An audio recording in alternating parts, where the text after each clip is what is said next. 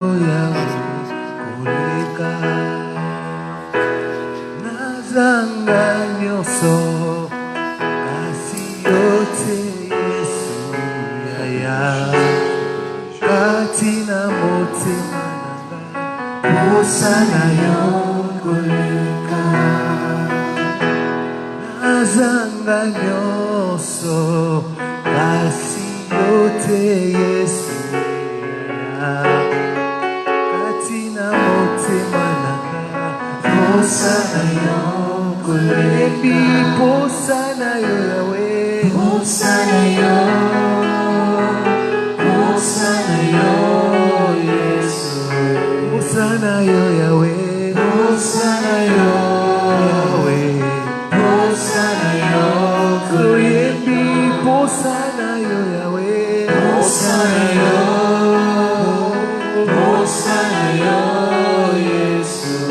Posana yo Yahweh, posana yo. Soki na beleli yote, na belela nani, Emmanuel. Soki na beleli yote, na belela nani, Emmanuel. Soki na beleli yote, na belela nani. Soki na beleli yote na belela nani Soki na kumisi yote na kumisa nani Soki na kumisi yote na kumisa nani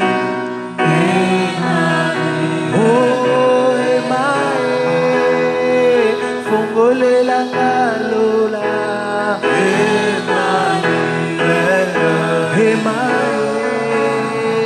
Sopelela nkembo Emmanuel Mosako mata Yako mata na lola Emmanuel Yako yemba Elongo na bange Posako mata, yako mata na lola Yako yemba, longo na banze Posako mata, yako mata na lola Yako yemba Gona bounce,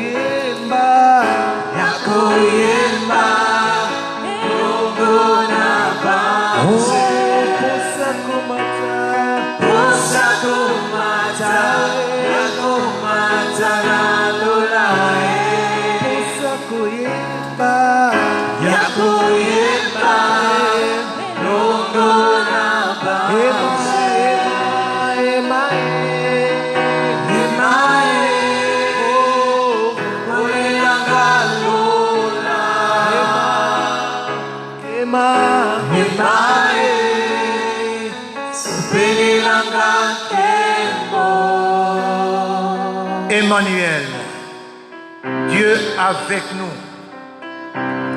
Emmanuel, Dieu pour nous. Emmanuel, Dieu au milieu de nous. Quand Dieu est avec nous, quand Dieu est pour nous, De qui et de quoi aurons-nous peur? Seigneur, toi-même, tu es descendu Le roi parce que tu es compatissant.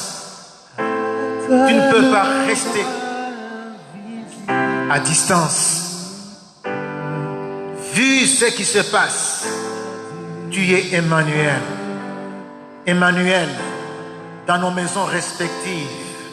Emmanuel dans la paroisse protestante de l'Université pédagogique nationale.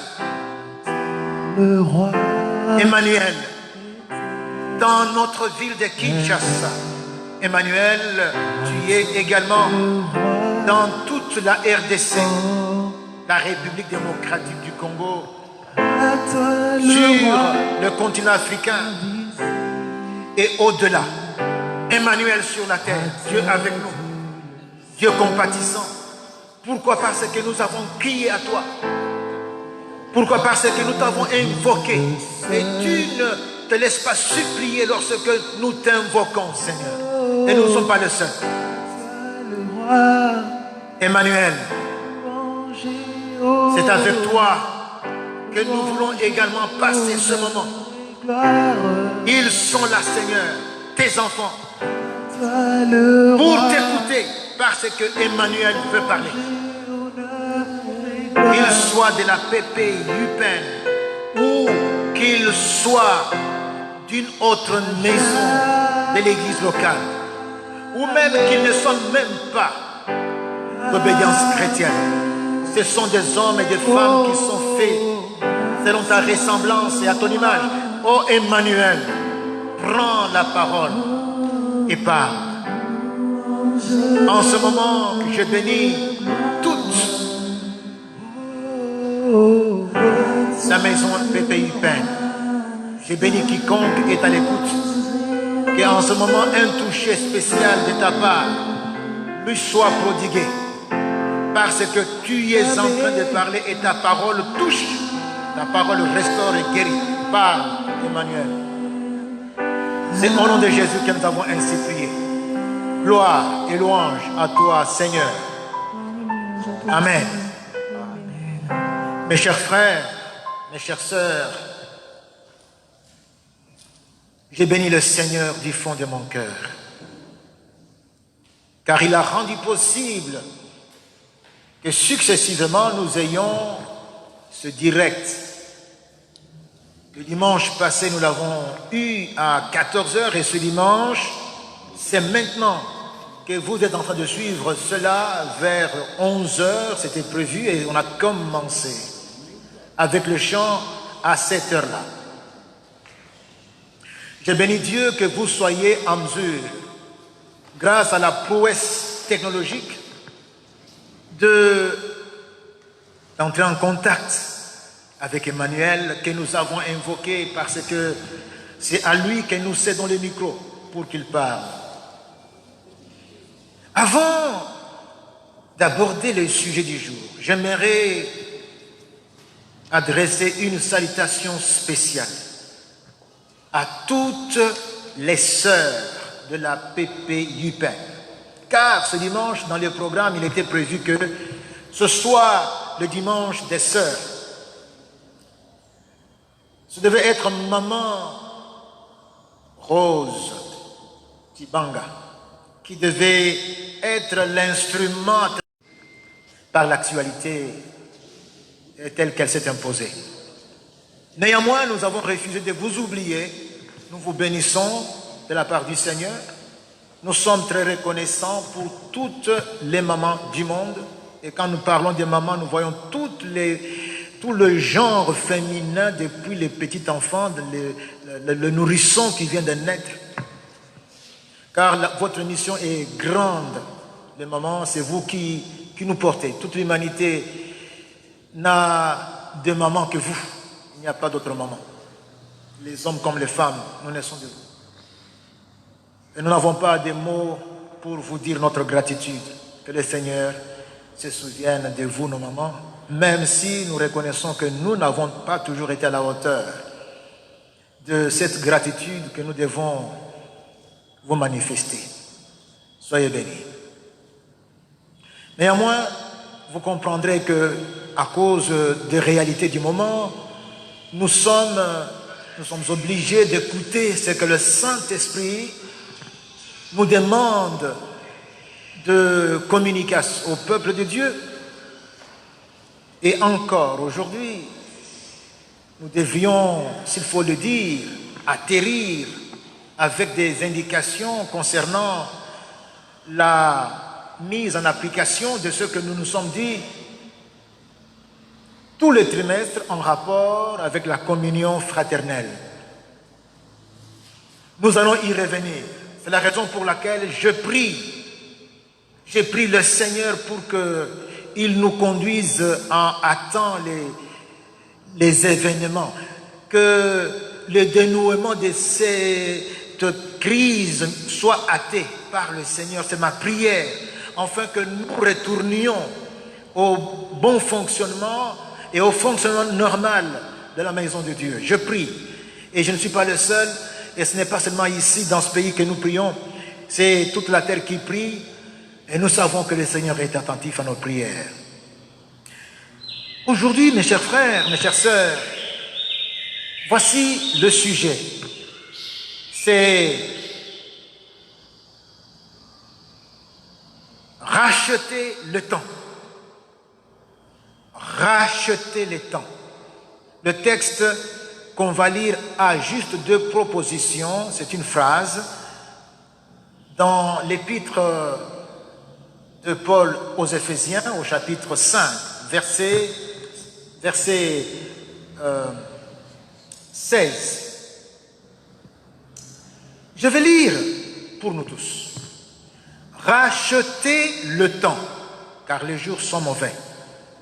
Rachetez le temps, car les jours sont mauvais. Ces deux propositions, cette petite phrase, nous place devant un tableau, il faut le reconnaître, quelque peu glauque, lugubre, triste, un tableau sinistre. Les jours sont mauvais. C'est comme ça que ça se décline. Les jours sont mauvais. Les temps sont mauvais. Et qui parle de jours mauvais pourra aussi, à la lumière des Écritures, reconnaître que les jours mauvais, les temps mauvais, la Bible y fait allusion pour parler du temps, de la période qui précède le jour du Seigneur, le jour de l'Éternel. Nous sommes pendant les temps avant-coureurs, les temps annonciateurs de ce jour. Je vais juste lire un verset des Écritures qui parle de ce jour de l'Éternel. Juste un verset. Il y en a des dizaines dans les Écritures, dans le Nouveau comme dans l'Ancien comme dans le Nouveau Testament. Je vais lire un passage. Je suis dans Joël chapitre 2, verset 1. Je lirai le verset 11 et aussi le verset 31. Il est écrit ceci dans le verset que j'ai ici donné, verset 1 et 2. Bon, voilà, Joël 1 et 2, et puis 11 et 31. Il est dit, sonnez la trompette en Sion, que les habitants tremblent. Car le jour de l'Éternel vient, car il est proche. Jour des ténèbres et d'obscurité, jour de nuée et de brouillard. Il vient comme l'aurore se répand sur les montagnes. La question que nous devons nous poser, la voici. Ne sommes-nous pas en train de nous approcher à une grande vitesse de ce jour fatidique, du grand dénouement, au vu de l'état des lieux du moment? C'est ainsi que nous allons commencer ce propos par parler de l'état des lieux. Et on aura deux points. On parlera de l'état des lieux comme premier point. Et aussi, on terminera avec le deuxième point, que faire pendant cette période, pendant ces jours mauvais? Que faire? L'état des lieux. L'état des lieux tel que les Écritures nous l'indiquent. L'état des lieux tel que nous vivons cette réalité. Cet état des lieux, c'est que les jours sont mauvais. Les jours sont mauvais. Sur le plan physique, sur le plan spirituel, sur le plan psychique, les choses vont mal.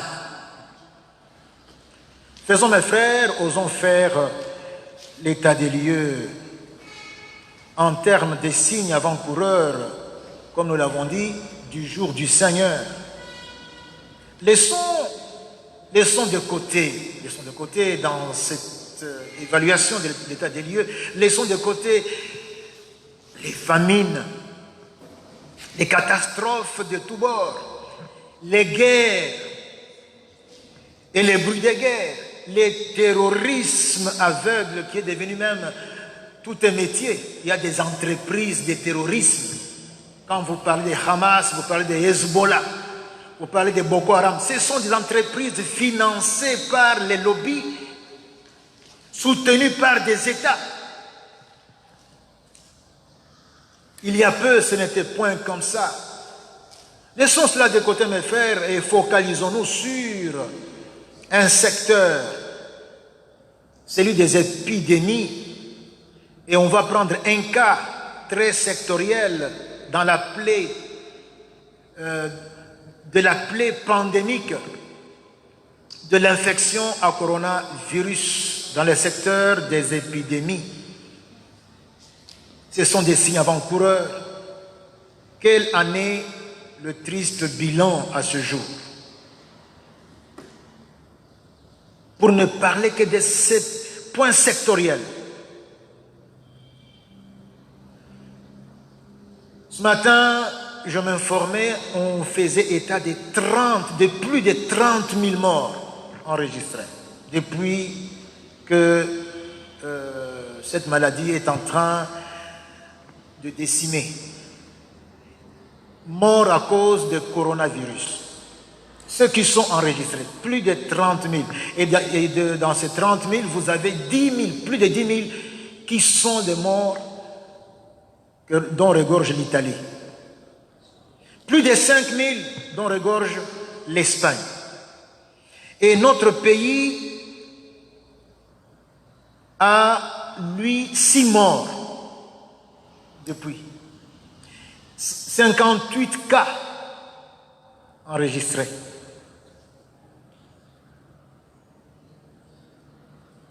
Donc nous constatons, là c'est le constat, pour parler de l'état des lieux, les nations sont bloquées. L'économie mondiale est bloquée. Le confinement est total dans certains pays. Et d'ailleurs, à part la France, à part l'Italie, ce matin, j'ai entendu parler de la Russie, de la Turquie. Et un troisième pays dont j'oublie le nom. Confinement total.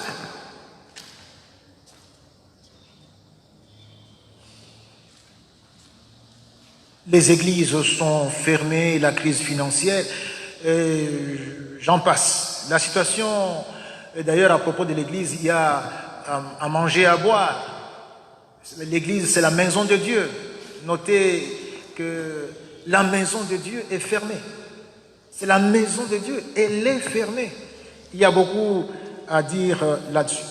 Toujours dans l'état des lieux, mes frères, et vu que le temps court, laissez-moi aller dans Amos chapitre 5, verset 1, 7, verset 10 à 12, verset 16, verset 17 à 19. Je vais aller rapidement pour voir ce que dit la Bible en rapport de cette situation où rien ne marche, les entreprises sont fermées, les écoles sont fermées, les commerces sont fermés, la crise financière est déclarée, les nations entières sont fermées dans leurs frontières. Eh bien, Amos dit ceci, écoutez cette parole. Amos chapitre 5, verset 1. Écoutez cette parole et puis suivant. Maison d'Israël, on peut dire, écoutez cette parole, gens du monde entier. Vous qui changez les droits en absinthe, en poison, et qui foulez à terre la justice, ils haïssent celui qui le reprend à la porte. Ils ont horreur de celui qui parle sincèrement. Donc ils sont contre la justice, ils sont contre les droits, ils sont contre la vérité. La Bible dit dans Ésaïe 5, verset 20, « Malheur à ceux qui appellent le mal bien, le bien mal, et qui changent les ténèbres en lumière et la lumière en ténèbres. Malheur à ceux qui changent l'amertume en douceur et la douceur en amertume. » Donc il y a là, tout est renversé. Le mal est appelé bien, on promeut le mal au détriment du bien. C'est ce que nous sommes en train de vivre dans notre pays. Ainsi, même dans notre génération. Ainsi, parce que vous avez foulé le misérable et que vous avez pris de lui le blé en présent, vous avez bâti les maisons en pierre de taille, mais vous ne les habiterez pas. Vous avez planté d'excellentes vignes, mais vous n'en boirez pas le vin. Donc il y a ici détournement de fonds, il y a exploitation des faibles, il y a donc le problème des biens mal acquis. Les gens s'enrichissent avec les biens mal acquis, ils s'embourgeoisent au détriment de leurs congénères. Et même ils les exploitent. C'est des réalités qui sont criantes et nous les vivons tous les jours. Car vos crimes, les crimes sont là, sont nombreux. Hein, vous entendez des crimes, parler des crimes de guerre, des viols, des violences, des meurtres, des détournements. 10 millions, 15 millions, on parle de 200 millions comme ça. Les gens détournent l'argent impunément. Il y a l'impunité. Vos péchés se sont multipliés, beaucoup de péchés. On tolère l'homosexualité, l'interruption volontaire de grossesse et des perversions sexuelles de tout genre. Il y a la corruption qui est même institutionnalisée. Vous percevez, vous recevez les présents et vous volez à la porte le droit des pauvres. C'est pourquoi ainsi parle le Seigneur l'Éternel, le Dieu des armées, le Seigneur, dans toutes les places on se lamentera. Là c'est sa conséquence. On se lamentera dans toutes les rues. On dira hélas, hélas, quel malheur, quel malheur. Quand je venais ici, je faisais le pied entre la sortie de la route Télécom, quand je sortais pour rejoindre la route de Matadi, entre cette jonction avec le supermarché S et K. J'entends une dame qui était assise sur le bord de la route qui disait ceci. Toza tu as passé. Toza na posa ya corona virus wana te et ya awate. Toza na posa na yangote. On se lamente. Les gens pleurent. Il y a des lamentations dans toutes les villes, on va se lamenter. Lorsque je passerai au milieu de toi, dit l'Éternel, vous serez comme un homme qui fuit devant un lion et qui rencontre un ours, qui gagne sa demeure, s'appuie donc sur la muraille et que mord un serpent. Donc, tu es en train de fuir, les misères et les misères t'attendent et t'environnent de toutes parts. Donc, le signe indien te poursuit partout. Je voudrais que vous fassiez aussi attention à ce texte de Michée chapitre 2, versets 1 à 4 et verset 10. Je n'ai pris que ces deux versets juste pour parler de l'état des lieux. Malheur à ceux qui méditent l'iniquité et qui forgent le mal sur leur couche, au point du jour ils l'exécutent. Ils convoitent des champs et ils s'en emparent, des maisons et ils les enlèvent. Ils portent leur violence sur l'homme et sur son être. C'est pourquoi ainsi parle l'Éternel. voici, je médite contre vous, cette race, un malheur. Vous n'en préserverez pas vos coups. Vous n'aurez plus vos coups sur vos têtes. Ça veut dire ce que ça veut dire. Et vous ne marcherez pas la tête levée. Vous en avez sonné. Vous aurez honte, vous baisserez la tête. Car le temps sera mauvais. Ça, c'est la conséquence. C'est pourquoi on fera de vous un sujet de sarcasme, on poussera des cris, etc., etc. Ce n'est pas ici le lieu de repos à cause de la souillure. Il y aura des douleurs violentes. Nous sommes en train de vivre cette réalité à travers le monde, toute la terre. Ici, on parle de l'abus du pouvoir.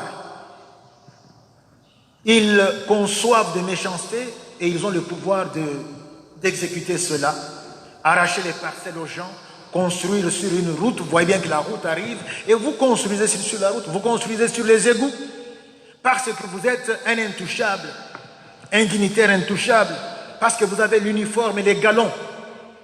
Vous prenez ce que vous voulez quand vous voulez. Vous détournez le patrimoine public. Vous arrachez aux faibles ce que vous voulez lui arracher, même sa femme. Vous prenez.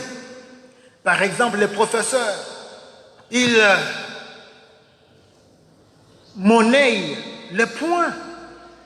Ils abusent avec leur position pour exiger l'achat des syllabus, les assistants, les CT, et en faire une condition pour réussir. On les laisse faire, c'est de l'impunité. Et vous trouverez même que le comité de gestion est dedans. La pratique honteuse d'exiger les faveurs sexuelles des étudiantes en échange de points, c'est pratiquement dans toutes les maisons où on forme les universitaires. Un autre domaine, c'est l'égoïsme abject. La veille du confinement qui a avorté ici chez nous, les prix étaient passés du simple au double et même du simple au triple. Et d'autres plus même, quand vous voyez les articles comme le riz, les braises, même le Congo Bololo, c'est passé de 300 francs à 1500 francs. Ça, c'est le manque d'amour, c'est l'égoïsme. Et là, même les riches et les pauvres, on se retrouve dedans. Conséquence, vous ne préserverez pas vos coups.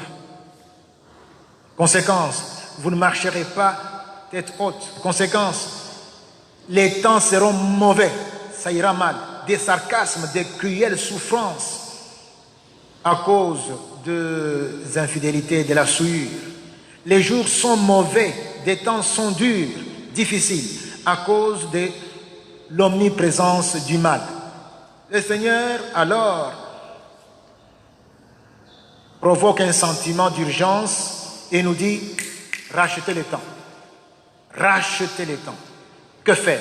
C'est le dernier point et je vais y aller rapidement. Racheter le temps. Il faut racheter le temps. Il faut se ressaisir, mes frères, se rattraper comme à la dernière session. Autrement, tout n'est pas encore perdu tant que vous êtes en vie.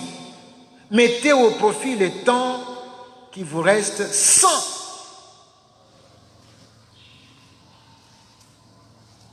Hésitez. Et nous sommes dans le dernier sursis, dans l'ultime compte à rebours. Comment cela? Premièrement, faire la paix avec Dieu. Je vais juste ici dire que ne courons pas le risque de retrouver Dieu comme juge. Faisons la paix avec Dieu avant.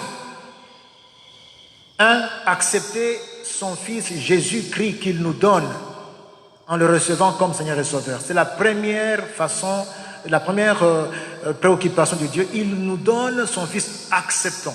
Vous qui n'avez pas encore accepté Jésus, recevez-le dans votre cœur. Deuxièmement, revenir à Dieu et soigner la communion avec lui. Donc, faire la paix avec Dieu. Nouvelle naissance, repentance. Sophonie chapitre 2 verset 3 dit, recherchez l'Éternel, vous tous humbles du pays. recherchez la justice, recherchez l'humilité. Peut-être serez-vous épargnés au jour de l'Éternel. 2 Chroniques 7,14. Si mon peuple sur qui est invoqué mon nom s'humilie, prie et cherche ma face et se détourne de ses mauvaises voies, je l'exaucerai des cieux, je lui pardonnerai son péché et je guérirai son pays. Ça c'est 1. Faire la paix avec Dieu. 2. Faire le mal, non, fuir le mal plutôt et faire le bien. Fuir le mal et faire le bien. Fuir le mal, littéralement. Nous devons distinguer entre le bien et le mal, et combattre le mal et promouvoir le bien. Amos chapitre 5, versets 13 à 15. Amos 5, 13 à 15. Voilà pourquoi, en des temps comme ceux-ci, le sage se tait, car ces temps sont mauvais. Recherchez le bien et non le mal, afin que vous viviez, qu'ainsi l'Éternel des armées soit avec vous. Haïssez le mal, aimez le bien, faites régner à la porte de la justice, et que peut-être l'Éternel des armées aura pitié du reste de Jacob. 3, parce qu'il y a 5 points. 3, vivre dans l'attente du Seigneur. Tandis que nous sommes dans cette tourmente, vivons dans l'attente du Seigneur. Planifions et travaillons comme si nous avions l'éternité, mais marchons avec circonspection et sagesse comme si le Seigneur revenait à chaque instant. Genèse 17, verset 1, le Seigneur dit à Abraham, « Je suis le Dieu Tout-Puissant, marche devant ma face et sois intègre. » Romains 12, 1 et 2 dit ceci, « Je vous exhorte donc, frères, par les compassions de Dieu, à offrir vos corps comme un sacrifice vivant, saint, agréable à Dieu, ce qui sera de votre part un culte raisonnable. Ne vous conformez pas au siècle présent, mais soyez transformés par le renouvellement de l'intelligence, afin que vous discerniez quelle est la volonté de Dieu, ce qui est bon et agréable. » Ça, c'est vivre dans l'attente de Dieu. Christ peut venir à n'importe quel moment. 4, s'en remettre à Dieu avec confiance. Dans cette situation qui est difficile, pendant ce temps difficile, pas de panique. Éviter la précipitation. Comme j'en ai vu, en tout cas, la veille du confinement qui a avorté ici. Donc, les gens étaient paniqués, les gens étaient dans la précipitation. Mais plutôt, il faut avoir la confiance en Dieu. En ces temps difficiles, en ce jour très mauvais. Jésus dit dans Matthieu 11, 28, « Venez à moi, vous tous qui êtes fatigués et chargés, je vous donnerai du repos. » C'est comme Jésus qui était dans la barque avec les disciples. Ils avaient peur. Jésus dit, « Où est votre foi ?» Venir à Jésus, c'est manifester notre foi pendant cette période. 1 Pierre chapitre 5, verset 7 dit, « Et déchargez-vous sur lui de tous vos soucis, car lui-même prend soin de vous. » 5 enfin, qu'est-ce que nous devons faire pendant cette période difficile, des jours mauvais? User de discernement. Satan est rusé et vicieux. En un temps comme celui-ci, le sage discerne de tout avant de parler, avant de liker, avant de réagir, avant d'agir, avant de commenter. Sinon, si on ne comprend rien, on s'abstient et de parler, on s'abstient et de liker. Donc, vous savez mes frères, quand vous discernez les réalités, vous prenez par exemple entre la cohue qu'il y a au marché, quand les gens vont au marché, même quand ils prennent le bus, d'une part, et nos cultes, d'autre part. Posez-vous la question, où est-ce qu'on peut bien gérer les gens et les mettre à distance de 1 mètre? On laisse les gens aller au marché, dans la cohue, et on dit que le culte n'est pas lieu. Non, le problème, ce ne sont pas le culte. Le problème, c'est prendre les précautions pour que même si on est au culte, on soit à une distance de 1 mètre chacun, qu'on lave la main, qu'on respecte les règles d'hygiène. Même si on va avoir 5 cultes pour que tout le monde y prenne part. On laisse les gens aller à la banque, dans les supermarchés, on voit comment ils sont distancés. un écart de 1 mètre. Donc il y a, je soupçonne, je peux avoir tort, une main noire. Discernons ces choses. C'est pourquoi j'ai changé ma prière. Je demande à Dieu d'intervenir vite pour hâter les dénouements. Le jour, le 22 mars, les satanistes sont allés. Pendant que nous, on était confinés chez nous, ils sont allés. Eux, en grand nombre. D'après cette image que j'ai vue, est-ce qu'elle est vraie ou fausse? Mais en tout cas, on disait qu'ils sont allés installer l'hôtel à la Maison Blanche. Donc, eux travaillent, mais le culte sont... Donc, nous devons discerner pendant cette période et voir comment prier pour nos autorités, car c'est elles qui prennent les décisions, les remettre entre les mains du Seigneur. Comment nous devons prier pour le pays et la nation. Mes frères, j'arrête par ici à cause du temps. En guise de conclusion, je vais tout simplement lire Romains chapitre 13, versets 10 à 14. Je lis l'épître de Paul aux Romains, chapitre 13, versets 10 à 14. L'amour ne fait rien de mal au prochain. L'amour est donc l'accomplissement de la loi. Cela importe d'autant plus que vous savez en quel temps nous sommes, mes frères. C'est l'heure de vous réveiller enfin du sommeil, car maintenant le salut est plus près de nous que lorsque nous avons cru. La nuit est avancée et le jour approche. Dépouillons-nous donc des œuvres des ténèbres et revêtons des armes de lumière. Marchons honnêtement comme en plein jour, loin des excès et de l'ivrognerie, de la luxure et de l'impudicité, des querelles et des jalousies. Mais revêtez-vous du Seigneur Jésus-Christ et n'ayez pas soin de la chair pour en satisfaire les convoitises. Je nous encourage, mes frères, là où vous êtes, on va juste prier pour conclure. Seigneur, je te dis merci parce que tu nous aides à faire le point sur l'état des lieux. Les jours sont mauvais. Satan a pris le dernier virage. C'est évident que nous nous approchons de ton jour. Ce jour grand et redoutable. Accorde-nous, Seigneur, comme le Saint-Esprit nous dit dans ce texte que je viens de lire à la fin, de nous réveiller de notre sommeil, de notre torpeur, de notre assoupissement spirituel, afin que nous emboîtons le pas au Saint-Esprit tandis qu'il est en train de diriger l'œuvre de Dieu dans ce monde, au sein de l'Église. Nous prions, Seigneur, pour que tu sois avec nos autorités qui sont au pouvoir, pour leur inspirer comment nous gérer pendant cette période. Je prie, Seigneur, pour que le dénouement de cette crise soit hâté par toi. Lève-toi, Seigneur. La perspective de voir qu'on va fêter Pâques, la résurrection, la mort et la résurrection du Seigneur Jésus, qu'on risque de fêter Pâques en dehors de nos temples.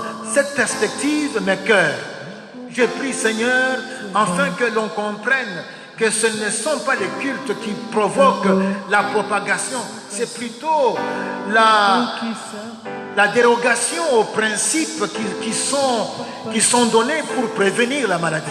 Nous pouvons avoir des cultes en respectant les mesures données par le chef de l'État.